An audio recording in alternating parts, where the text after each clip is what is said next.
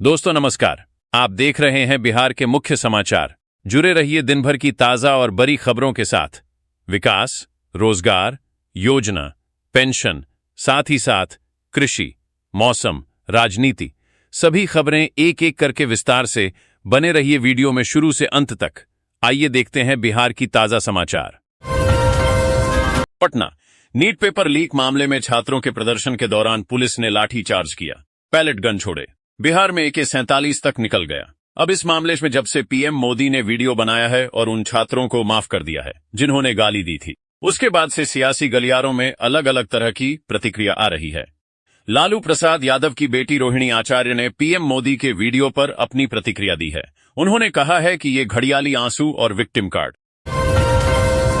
केंद्रीय मंत्रिमंडल ने शुक्रवार को किसानों को वित्तीय सहायता देने के लिए अगले 5 वर्षों यानी वित्त वर्ष 2030 से 31 तक पीएम किसान योजना के विस्तार को मंजूरी दी। इसमें 3,15,614 करोड़ रुपए का परिव्यय होगा। प्रधानमंत्री किसान सम्मान निधि पीएम किसान की शुरुआत 24 फरवरी 2019 को हुई थी और केंद्र प्रायोजित यह योजना देश भर के किसानों को सुनिश्चित आय सहायता देती है। बिहार के मुख्यमंत्री सम्राट चौधरी ने शनिवार को पटना स्थित सम्राट अशोक कन्वेंशन केंद्र के बापू सभागार में आयोजित भव्य महानाट्य हमारे राम का दीप प्रज्वलित कर शुभारंभ किया। इस अवसर पर उन्होंने भगवान श्रीराम और माता सीता के चित्र पर पुष्प अर्पित किया और कलाकारों का उत्साहवर्धन किया। कार्यक्रम में सुप्रसिद्ध अभिनेता आशुतोष राणा, राहुल भूचर सहित कई विख्यात कलाकारों ने रामायण के विभिन्न प्रसंगों का सजीव मंचन किया। प्रधानमंत्री फसल बीमा योजना के अंतर्गत खरीफ 2026 के लिए फसल बीमा कराने की अंतिम तिथि 31 जुलाई से बढ़ाकर 16 अगस्त 2026 कर दी है। इससे अब हजारों ऐसे किसानों को अतिरिक्त समय मिलेगा जो किसी कारणवश 31 जुलाई तक अपनी फसलों का बीमा नहीं करा पाए थे। योजना के तहत ऋणी, गैर ऋणी एवं बटाईदार किसान अपनी खरीफ फसलों का बीमा कराकर प्राकृतिक आपदाओं से होने वाले नुकसान की स्थिति में आर्थिक सुरक्षा प्राप्त कर सकेंगे। बिहार की सियासी माहौल में एक किस्सा चल पड़ा है। एक है लालू और एक है श्रेयसी छूत अछूत। अमीर गरीब के दायरे में रखकर श्रेयसी सिंह की एक घटना को तरह तरह के रंग में परोसा जाने लगा है। विपक्ष ने तो इसे मुद्दा बनाते श्रेयसी सिंह के दलित प्रेम पर ही सवाल उठा दिया है। पहले जानिए कि ऐसा क्या किया श्रेयसी सिंह ने कि राजद सुप्रीमो लालू प्रसाद यादव चर्चा के केंद्र बन गए हैं।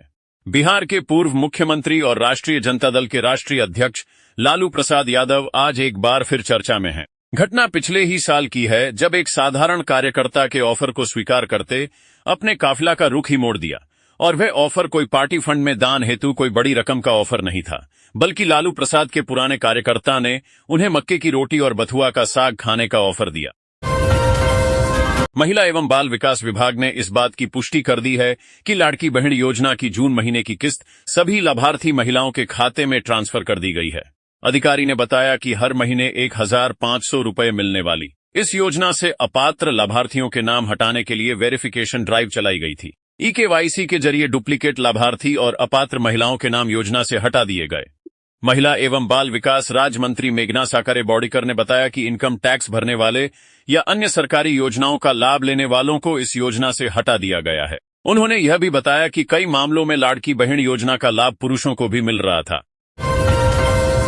दरभंगा ये अब तय हो चुका है कि बिहार सरकार के पंचायती राज मंत्री दीपक प्रकाश की कुर्सी अब नहीं जाने वाली। बीजेपी के एमएलए देवेश कुमार के इस्तीफे से साफ है कि ये सीट दीपक प्रकाश के लिए ही खाली की गई है। इस घटनाक्रम के बाद दीपक प्रकाश भी फुल फॉर्म में नजर आ रहे हैं। दीपक प्रकाश इसी दौरान दरभंगा के 2 दिन के टूर पर निकले हुए हैं। पंचायती राज मंत्री बिहार सरकार के पंचायती राज मंत्री दीपक प्रकाश ने अब से आने अपने 2 दिवसीय दरभंगा दौरे के दूसरे दिन शनिवार को डीएम कौशल कुमार, ग्रामीण विधायक ईश्वर मंडल सहित विभागीय अधिकारियों के साथ अंबेडकर सभागार में समीक्षा बैठक की। बैठक में पंचायत विभाग के तहत संचालित विभिन्न योजनाओं की प्रगति की विस्तृत समीक्षा की गई। मंत्री ने अधिकारियों से योजनाओं की अद्यतन रिपोर्ट मांगी और सभी विकास योजनाओं में तेजी लाने का निर्देश दिया। पश्चिम बंगाल में ममता बनर्जी सरकार का युग खत्म हो चुका है। अब राज्य में बीजेपी की सरकार है। इसके साथ ही केंद्र सरकार की बड़ी योजना के लिए प्रदेश को भारी भरकम बजट मिल गया है।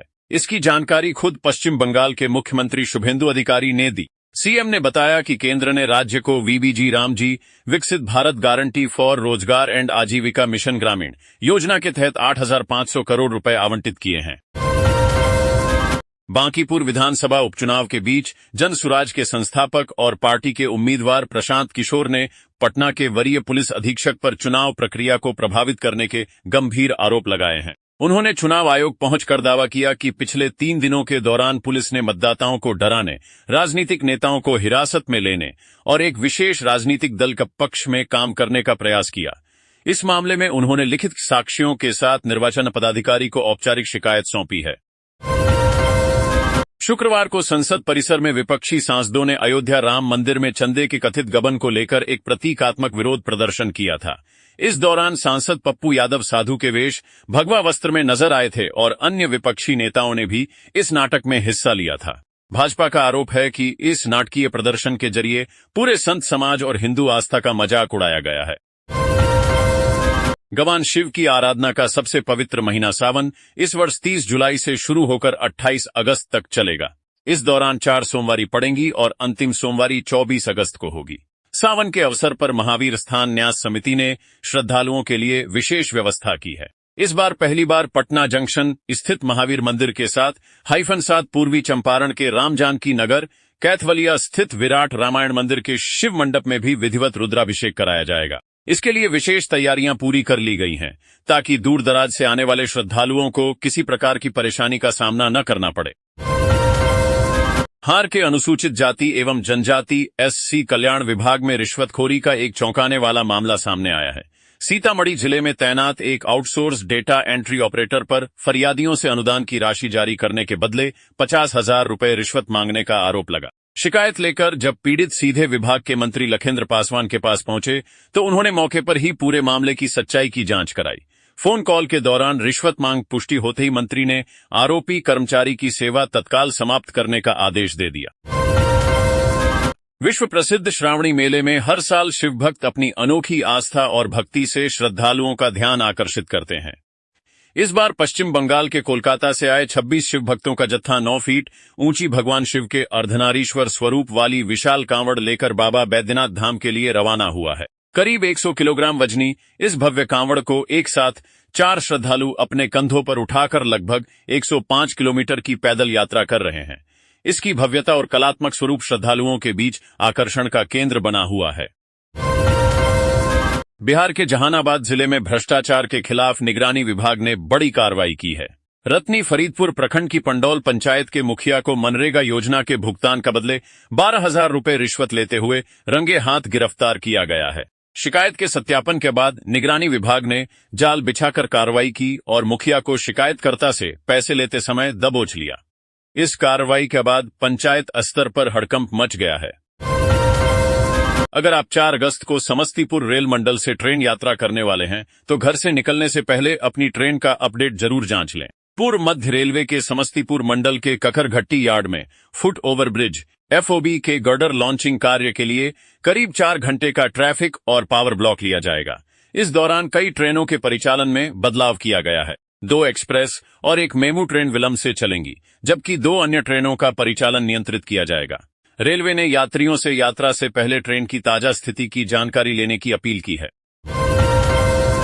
बिहार में रेल नेटवर्क की क्षमता बढ़ाने की दिशा में भारतीय रेलवे ने बड़ा कदम उठाया है। पूर्व मध्य रेलवे के दानापुर फतुहा रेलखंड पर 29 किलोमीटर लंबी मल्टी ट्रैकिंग परियोजना को रेल मंत्रालय ने मंजूरी दे दी है। करीब 976 करोड़ रुपए की लागत वाली इस परियोजना से पटना रेल कॉरिडोर के सबसे व्यस्त रेलखंडों में से एक पर ट्रैफिक का दबाव कम होगा और यात्री तथा मालगाड़ियों के संचालन में उल्लेखनीय सुधार आएगा। कांग्रेस की राष्ट्रीय प्रवक्ता सुप्रिया श्रीनेत 2 दिवसीय दौरे पर दरभंगा पहुंची। सर्किट हाउस में आयोजित प्रेस वार्ता के दौरान उन्होंने प्रधानमंत्री नरेंद्र मोदी पर कई मुद्दों को लेकर तीखा हमला बोला। उन्होंने कहा कि जिनसे देश को माफी मांगनी चाहिए वही देश को माफ करने की बात कर रहे हैं। सुप्रिया श्रीनेत ने पेपर लीक, छात्रों पर पुलिस कार्रवाई, महिलाओं के खिलाफ अभद्र भाषा और राजनीतिक बयानबाजी जैसे मुद्दों पर केंद्र सरकार और प्रधानमंत्री को घेरा। बिहार विद्यालय परीक्षा समिति BSEB ने सिमुलतला आवासीय विद्यालय जमुई में शैक्षणिक सत्र 2027 से 28 के लिए कक्षा 6 में नामांकन का नोटिफिकेशन जारी कर दिया है। इच्छुक छात्र छात्राएं 3 अगस्त 2026 से 18 अगस्त 2026 तक ऑनलाइन आवेदन कर सकेंगे। समिति ने प्रवेश प्रक्रिया, सीटों की संख्या, परीक्षा पैटर्न और संभावित परीक्षा तिथियों की भी घोषणा कर दी है। भागलपुर कामकाजी महिलाओं को सुरक्षित और सम्मानजनक आवास उपलब्ध कराने की दिशा में जिला प्रशासन ने एक और महत्वपूर्ण पहल की है। महिला विकास निगम एवं जिला प्रशासन के संयुक्त प्रयास से आदमपुर स्थित कामकाजी महिला छात्रावास अब उद्घाटन के अंतिम चरण में पहुंच गया है। औपचारिक उद्घाटन से पहले ही इच्छुक महिलाओं की सुविधा के लिए ऑनलाइन पंजीकरण प्रक्रिया शुरू कर दी गई है। जिले के ग्रामीण इलाकों में जर्जर सड़कों की समस्या से जूझ रहे लोगों को जल्द राहत मिलेगी। ग्रामीण कार्य विभाग ने 6 प्रखंडों की सड़कों को सुधारने के लिए करीब 300 करोड़ रुपए का प्रस्ताव भेजा है। विभागीय सर्वे के बाद खराब सड़कों की सूची तैयार कर मुख्यालय भेजी गई है। योजना के तहत जिले में कुल 283 किलोमीटर ग्रामीण सड़कों का निर्माण और जीर्णोद्धार कराया जाएगा। प्रस्ताव में 132 टूटी सड़कों की मरम्मत शामिल है, जबकि कई स्थानों पर नई सड़कें बनाई जाएंगी। मंजूरी मिलते ही विभाग की ओर से तुरंत टेंडर प्रक्रिया शुरू कर दी जाएगी। फुलकाहा, अररिया। नेपाल के सुनसरी जिले के देवानगंज गांव पालिका स्थित कप्तानगंज में हुई सांप्रदायिक हिंसा के बाद भारत नेपाल अंतर्राष्ट्रीय सीमा पर सुरक्षा व्यवस्था लगातार छठे दिन भी अभूतपूर्व स्तर पर कायम रही। अररिया जिले के नरपतगंज प्रखंड अंतर्गत फुलकाहा थाना क्षेत्र से सटी अंतर्राष्ट्रीय सीमा नसील रही। सीमा पार आम लोगों के आवागमन पर पूर्ण प्रतिबंध जारी रहने से सीमावर्ती गांवों के दैनिक जीवन पर भी असर पड़ा है। सुरक्षा एजेंसियां किसी भी अप्रिय स्थिति से निपटने के लिए पूरी तरह सतर्क हैं। गौरतलब है कि 26 जुलाई की रात नेपाल के सुनसरी जिले के देवानगंज गांव पालिका के कप्तानगंज में 2 समुदायों के बीच हुए विवाद ने हिंसक रूप ले लिया था। पीएम मोदी के मंत्रिमंडल सदस्य और केंद्रीय जल शक्ति राज्य मंत्री डॉ. राजभूषण चौधरी अलग अंदाज में दिखे। शनिवार को वे मुजफ्फरपुर के जिला स्कूल पहुंचे और एक शिक्षक की भूमिका निभाई। केंद्रीय मंत्री ने 9वीं और 10वीं के विद्यार्थियों को गणित विषय पढ़ाया। इसके अलावा उन्होंने बच्चों को फिजिक्स और बायोलॉजी विषयों की भी जानकारी दी। पेशे से चिकित्सक होने के बावजूद उन्होंने गणित के कठिन सवाल समझाए। उन्हें त्रिकोणमिति और प्रमेय हल करने के आसान गुर भी सिखाए। पढ़ाई के साथ ही उन्होंने बच्चों को संस्कार और बेहतर भविष्य का पाठ पढ़ाया। उन्होंने विकसित भारत के निर्माण में खुद को समर्थ बनाने के लिए प्रेरित किया। बिहार के नए 211 डिग्री कॉलेजों में संविदा आधारित सहायक प्राध्यापकों की नियुक्ति के लिए परिणाम जारी कर दिया है। बिहार राज्य विश्वविद्यालय सेवा आयोग BSUSC ने शनिवार को अंग्रेजी, हिंदी, अर्थशास्त्र, इतिहास, राजनीति विज्ञान और समाजशास्त्र समेत सभी 6 विषयों के अंतिम परिणाम और श्रेणीवार कट ऑफ अंक जारी कर दिया। प्रत्येक विषय में 422 पदों, कुल 2532 के लिए चयन सूची में 2498 पदों का रिजल्ट प्रकाशित की है। बांकीपुर उपचुनाव का रिजल्ट आने से पहले जनसुराज के संस्थापक प्रशांत किशोर ने बड़ा आरोप लगाया है। पार्टी के नेताओं के साथ उन्होंने मुख्य निर्वाचन पदाधिकारी से मुलाकात की और पटना SSP समेत कई पुलिस अधिकारियों के खिलाफ शिकायत दी। उन्होंने आरोप लगाया कि पुलिस ने सत्ता पक्ष के साथ मिलकर चुनाव को प्रभावित करने की कोशिश की है। प्रशांत किशोर ने कहा कि पिछले 3 दिनों में पुलिस की कार्रवाई निष्पक्ष नहीं रही। उनके मुताबिक मतदाताओं और जनसुराज के कार्यकर्ताओं को डराने और दबाव बनाने की कोशिश की गई ताकि चुनाव प्रभावित हो सके। बिहार की पूर्व मंत्री मंजू वर्मा और उनके पति चंद्रशेखर वर्मा को शनिवार के दिन अदालत से झटका लगा है। विशेष MP MLA कोर्ट ने चर्चित चेरिया बरियारपुर थाना कांड में सुनवाई करते हुए दोनों को दोषी माना और 7 साल की जेल की सजा सुनाई। यह पूरा विवाद गैर कानूनी तरीके से अपने पास हथियार रखने से जुड़ा हुआ है। विशेष न्यायाधीश ब्रज कुमार की अदालत ने मामले के सभी सबूतों और पक्षों की दलीलों को सुनने के बाद दोनों पति पत्नी को आर्म्स एक्ट की धाराओं के तहत कसूरवार पाया और 7 साल की कारावास की सजा तय की। पटना राजधानी समेत पूरे बिहार के नगर निकाय कर्मियों की हड़ताल शनिवार को तीसरे दिन भी जारी रही। सफाई कर्मियों के काम पर नहीं लौटने से पटना में डोर टू डोर कचरा संग्रह पूरी तरह प्रभावित रहा। शहर के विभिन्न इलाकों में कचरे का अंबार लग गया है। इस बीच यूनियन और पटना नगर निगम के बीच वार्ता को लेकर भी गतिरोध बना हुआ है। दोनों पक्ष एक दूसरे पर बैठक में शामिल नहीं होने का आरोप लगा रहे हैं। पटना नगर निगम के 6 अंचलों से सामान्य दिनों में प्रतिदिन करीब 1100 से 1200 टन कचरा उठाया जाता है। हड़ताल के कारण डोर टू डोर कचरा कलेक्शन वाहन घरों तक नहीं पहुंचे। मजबूरन लोगों ने सड़क किनारे, खाली जगहों और सार्वजनिक स्थलों पर कचरा फेंकना शुरू कर दिया। अपार्टमेंट, अस्पताल और बाजार क्षेत्रों के आसपास भी गंदगी बढ़ गई है।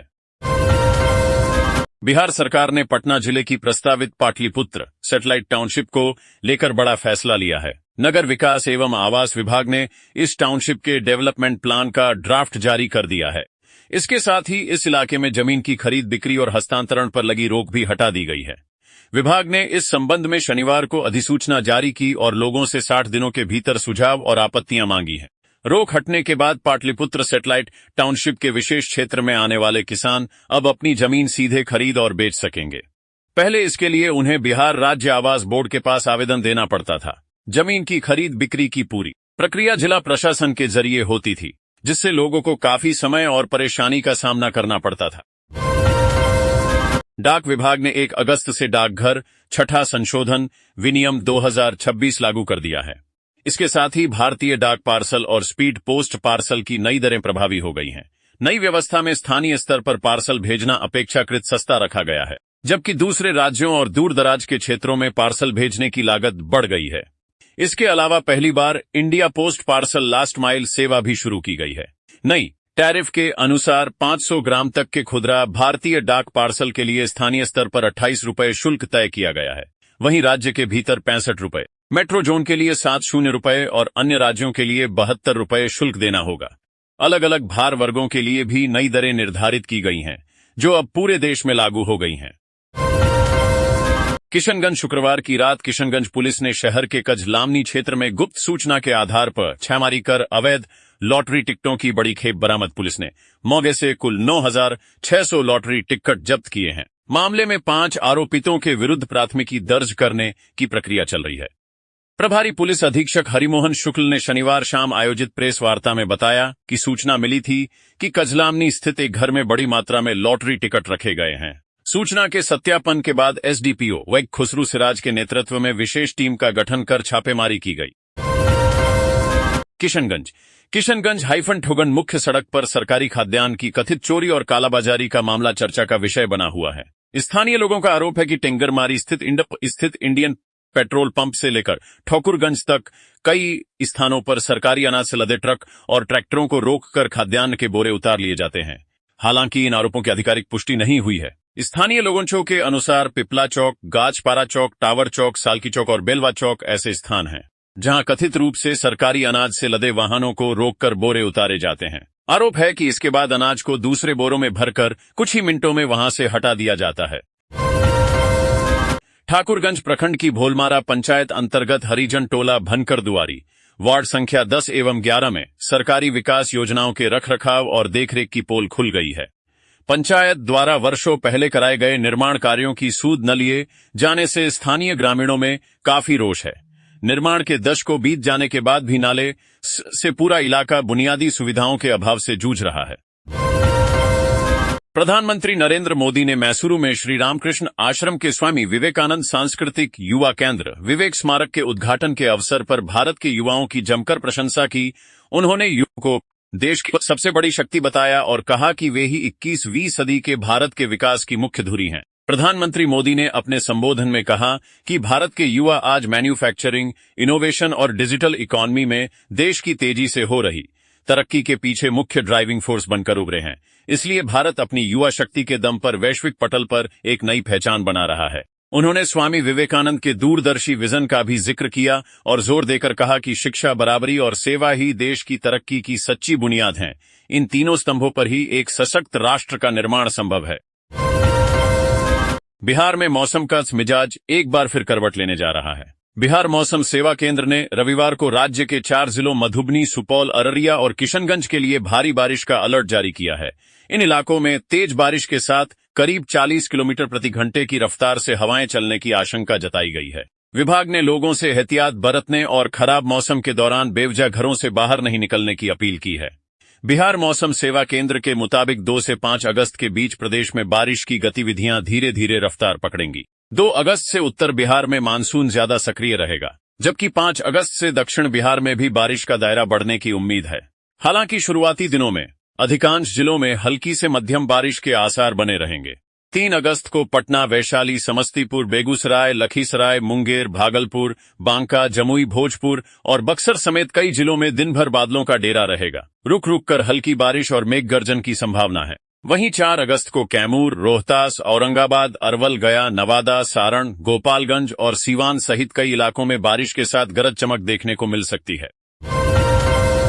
जुलाई का महीना अब खत्म होने वाला है और अगस्त तथा सितंबर में कई बड़े त्योहार आने वाले हैं। ये त्योहार सिर्फ घरों में खुशियां ही नहीं लाते, बल्कि कमाई के अच्छे मौके भी लेकर आते हैं। अगर आप कोई छोटा बिजनेस शुरू करना चाहते हैं तो यह समय आपके लिए बहुत अच्छा साबित हो सकता है। रक्षाबंधन, जन्माष्टमी, गणेश चतुर्थी और ओणम जैसे त्योहारों के दौरान लोग बाजारों में जमकर खरीदारी करते हैं।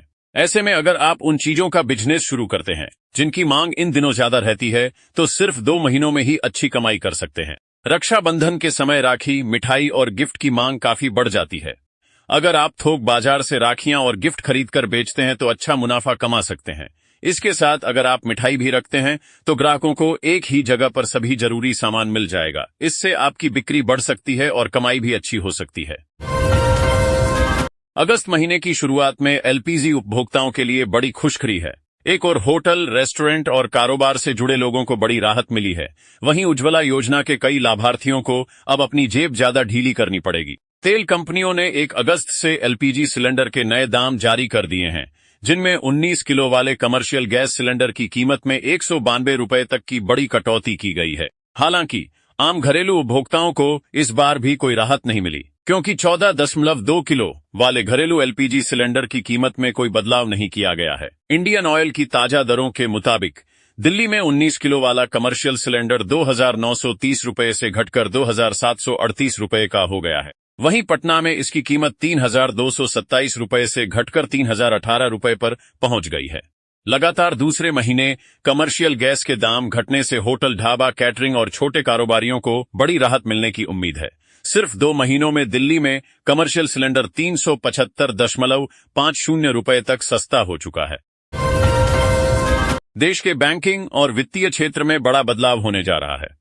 सेंट्रल नो योर कस्टमर 2.0 का नया अपग्रेडेड सिस्टम रोल आउट किया जा रहा है, जिससे ग्राहकों को बार बार केवाईसी दस्तावेज जमा करने की झंझट से राहत मिलेगी। अब यदि आपने एक बार केवाईसी पूरी कर ली है तो आपकी मंजूरी ओटीपी के जरिए मिलने पर बैंक, बीमा कंपनियां, म्यूचुअल फंड और शेयर बाजार से जुड़ी संस्थाएं केंद्रीय केवाईसी डेटाबेस से आपकी जानकारी प्राप्त कर सकेंगी।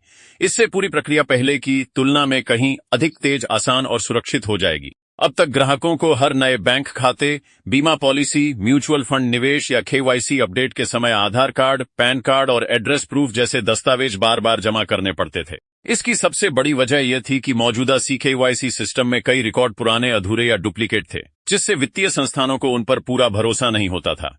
इसी कारण हर संस्था अलग से केवाईसी कराने पर जोर देती थी। भारतीय रिजर्व बैंक ने क्रेडिट कार्ड से जुड़े नियमों में अहम बदलाव करते हुए ग्राहकों को बड़ी राहत देने की दिशा में कदम उठाया है। नए नियमों का उद्देश्य क्रेडिट कार्ड बिलिंग सिस्टम को अधिक पारदर्शी, निष्पक्ष और ग्राहक अनुकूल बनाना है। अब यदि कोई ग्राहक किसी महीने अपने क्रेडिट कार्ड का पूरा बिल नहीं चुका पाता और केवल आंशिक भुगतान करता है, तो बचे हुए बकाया पर ब्याज की गणना पहले की तुलना में अधिक पारदर्शी तरीके से की जाएगी। नए नियमों के तहत क्रेडिट कार्ड के बकाया पर ब्याज लगाते समय सुविधा शुल्क, लेट पेमेंट पेनल्टी और टैक्स जैसी अतिरिक्त रकम को मूल बकाया में शामिल नहीं किया जाएगा। यानी अब ब्याज केवल वास्तविक बकाया राशि पर ही लगेगा, न कि उस पर जुड़े अतिरिक्त शुल्कों पर। इससे उन लाखों ग्राहकों को सीधा फायदा मिलेगा जो किसी कारणवश पूरा बिल एक साथ नहीं चुका पाते और शेष राशि अगले बिलिंग साइकिल तक आगे बढ़ाते हैं। मिडिल ईस्ट में फिर पनपे तनाव के कारण वैश्विक बाजारों में अनिश्चितता का माहौल है।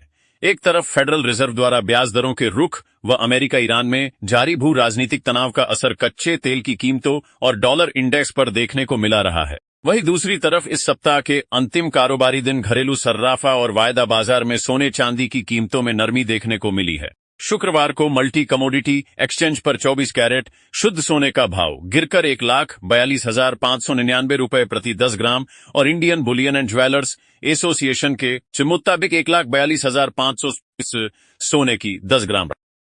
गुड रिटर्न्स के अनुसार 24 कैरेट सोने की 1,44,400 रुपए प्रति 10 ग्राम पर पहुंच गई है। गहने बनाने के लिए इस्तेमाल होने वाले 22 कैरेट सोने का भाव 1,32,460 और 18 कैरेट सोने की कीमत 1,08,168 रुपए प्रति 10 ग्राम पर आ गई है। जय हिंद, जय भारत, वंदे मातरम।